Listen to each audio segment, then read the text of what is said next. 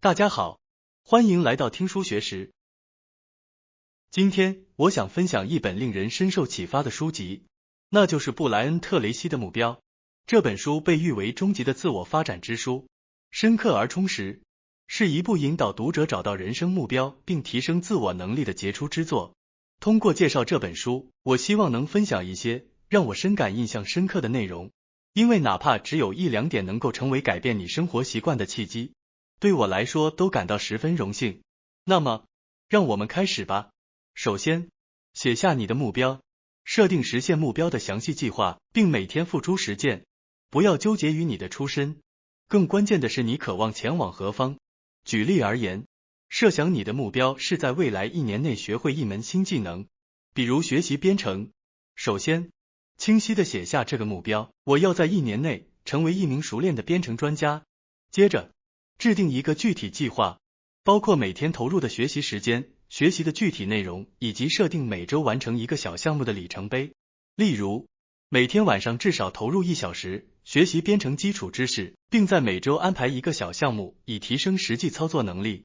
关键在于，目标不仅要写下来，还要具体化，变成可量化的任务。这样一来，你能更轻松地将大目标分解成小目标，每天都有清晰的任务，以帮助你保持动力和专注。为什么有那么多人不设定目标呢？首先，他们轻视目标，换句话说，他们没有意识到目标的重要性。举个例子，有些人可能觉得生活就是随遇而安，不需要过多的规划和设定目标。然而，缺乏明确的目标，往往意味着缺乏前进的方向，容易在生活中迷失自己。其次，他们不知道设定目标的方法。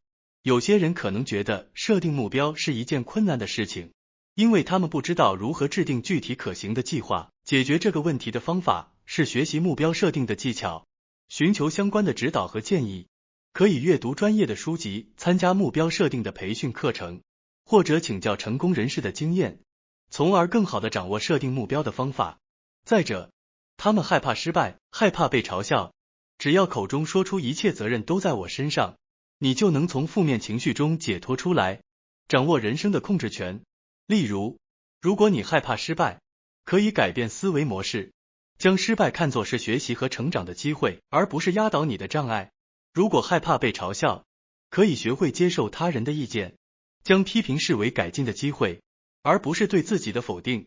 通过积极的心态和责任心，你可以克服害怕失败的心理障碍，更勇敢地迈向设定的目标。总的来说，设定目标是一个关乎个人成长和成功的重要步骤。通过写下目标、制定计划、每天执行，以及克服设定目标的障碍，你将更有可能实现自己的梦想和抱负。在人生的道路上，不论你来自何方，重要的是你要清晰地知道自己要去哪里。接下来，原谅所有曾伤害过你的人，永远不再提及。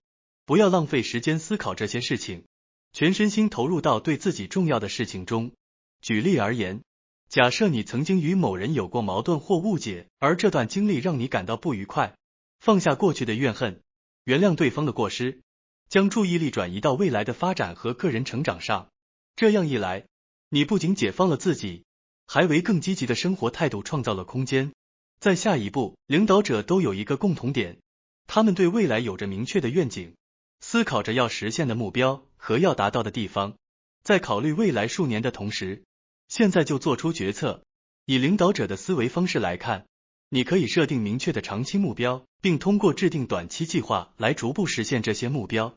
例如，如果你的目标是在行业中取得领导地位，你可以制定每年提升自己技能和拓展人脉的计划，以确保逐渐朝着你的愿景迈进。亚里士多德说过，人生的终极目标是实现幸福。人们在外部行动与内在价值观相一致时感到最幸福。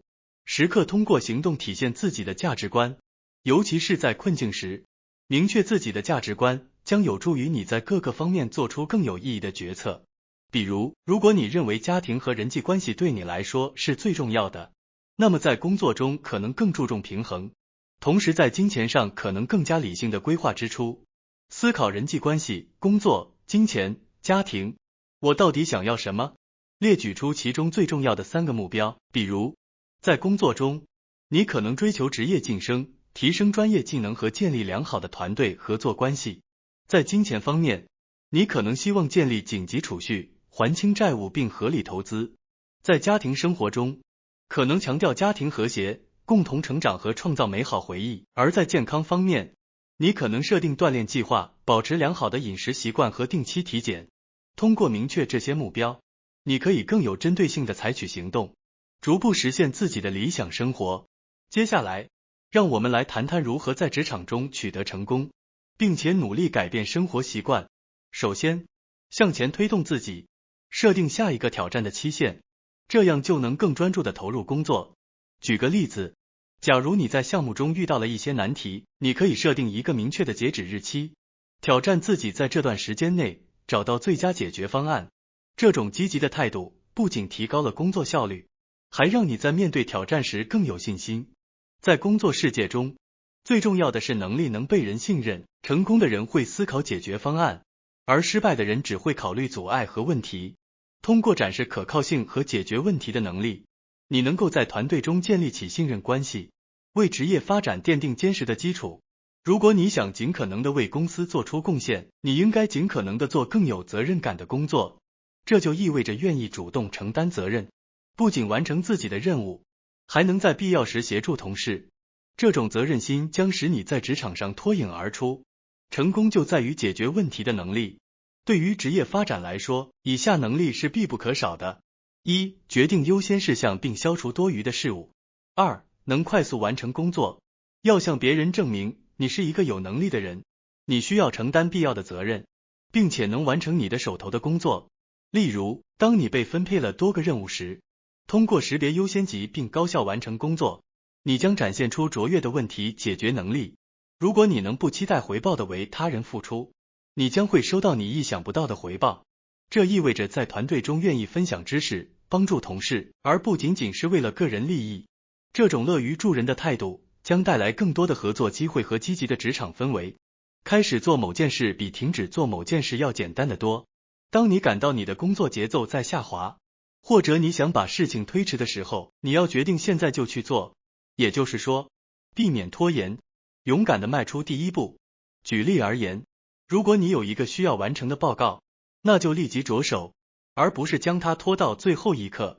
要按照80-20的规则，你的20%的活动应该等价于剩下的80%的价值。这一点非常重要，你经常思考的事项会变成现实。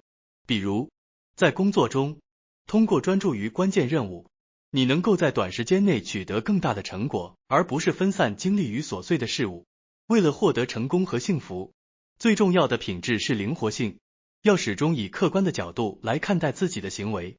这意味着不断适应变化，学会从不同角度看待问题，并灵活调整自己的思维和行动方式。例如，当面临工作挑战时，灵活性能够帮助你更好地应对变化的环境。对于重要的事项，要准备好备选方案。成功的人是彻底的行动派，这是一位成功人士的特点。举个例子，如果你是项目负责人，你应该不仅制定计划 A， 还要有备用计划 B 和 C， 以应对可能出现的问题和挑战。通过上面的讲解，你觉得有收获吗？我希望这些能够成为你改变生活习惯的契机。通过将这些原则融入日常生活和工作中，你将更有可能取得职业上的成功，同时培养积极的生活态度。感谢大家收看今天的节目。